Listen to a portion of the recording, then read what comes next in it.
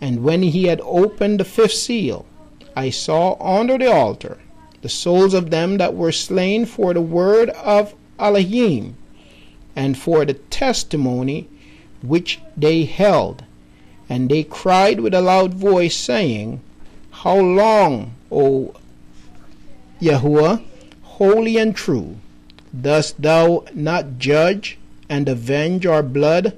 The scriptures makes it totally clear that there is no consciousness after death. The only consciousness we'll have is at resurrection. Okay, and that all that are in the grave, going all the way back to the beginning, await this resurrection. The scriptures makes those points absolutely clear. So how is it that we see or even have these after death experiences and so on that people describe?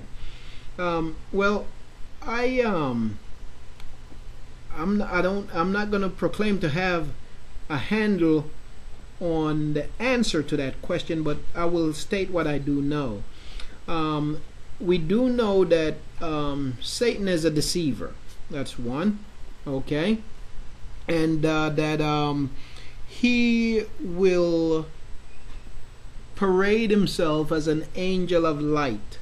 Okay, he is a imitator. He's not an originator, but he is an imitator, you know, and so he will manifest himself in different ways. Yes, the souls, those crying under the altar. Okay, good question, Akot. Good question. Yes, he is. He's gifted, if I can say. Oh no, he's good at confusing people, and so yes, he will confuse. And also too, we cannot negate the fact that our minds are quite powerful also. Okay, our minds are quite powerful also, and out of certain desires that a person might have, those desires manifest themselves to us in our dreams or in different ways. And so you hear people talking about they saw so and so, or so and so, somebody came to them that have died and said this. The scriptures lets us know that when one dies, that there is a great gulf fixed.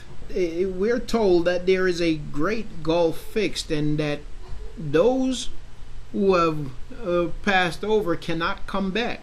Okay, in the scriptures we saw one instance where when Saul went to this sorcerer, you know, and she called up. She called the prophet from the grave, and the prophet came forth. Now, I don't totally understand what took place there, but I can only go by the other scriptures as to our condition when we die. Okay, so we know that there is no communication, there is no coming back, according to the rest of the scriptures. Okay, yeah, for Yah saw fit to do what he did concerning Saul there, and I don't fully understand it.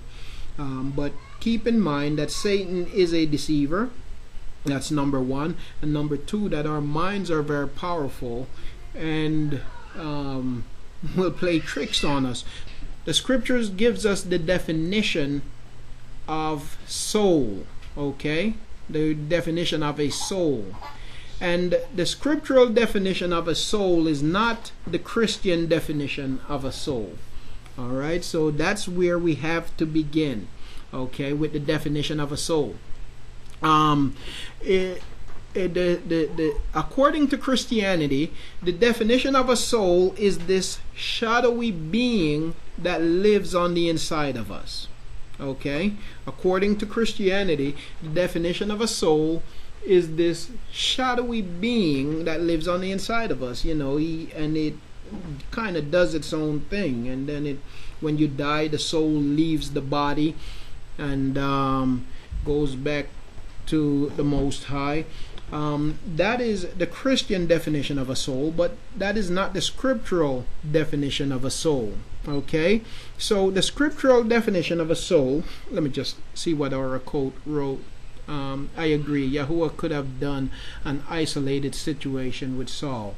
Yeah, he certainly could have. So now we're looking at Revelation chapter 6, and the scriptural definition of a soul is this. Remember, in Bereshit, in Genesis chapter 2, and there are many other passages also that shows this. I'm just going to go to one right now. But in Genesis chapter 2 and I believe verse 7, it says that, and Yahuah Elohim formed man from the dust of the ground and breathed into his nostril the breath of life, and man became a living soul.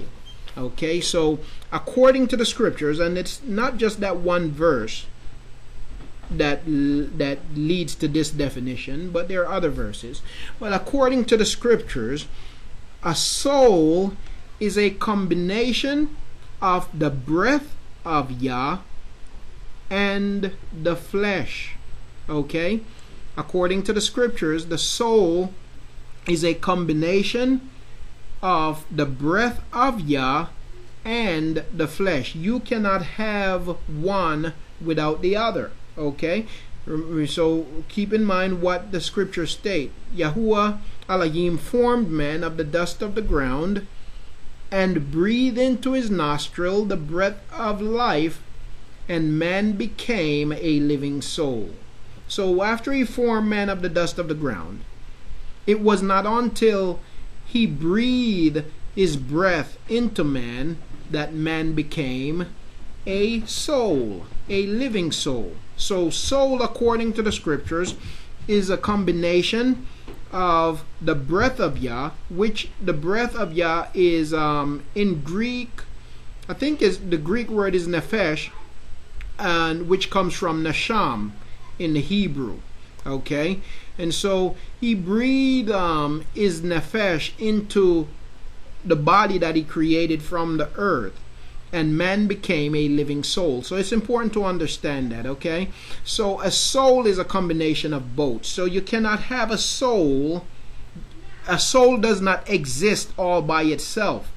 The scriptures lets us know throughout that you are a soul, I am a soul. Okay, that's why the scripture says that every soul that sin, it shall die. Okay, it's speaking about the complete person. Okay, because it takes the breath to complete us. It takes the nephesh of Yah to complete us.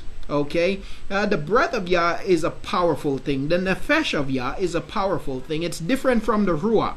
Okay, and let me just say this real quick. Every person that lives and that has ever lived had in them the nephesh of Yah, but only the elect has the ruach of Yah. Okay, so that word is used in the scriptures. Both words are referred to in the scriptures as the spirit of Yah. Okay, at least that's the way they're translated. But the breath of Yah is the air that he breathes. The nephesh of Yah is the air that he breathes. Okay, and that's what he put into us, and man became a living soul. So it's important to understand that a soul is separate. A soul cannot be separate from the complete human. So what that tells us, when we go to Revelations chapter 6 verses 9 through 11, it talks about the souls under the altar. We know, based on the definition that the scripture gives us concerning a soul, we know that there is nobody in heaven. Again, from the rest of the scriptures, we know this also. When we die, we do not go to heaven. Okay, we know from the rest of the scriptures.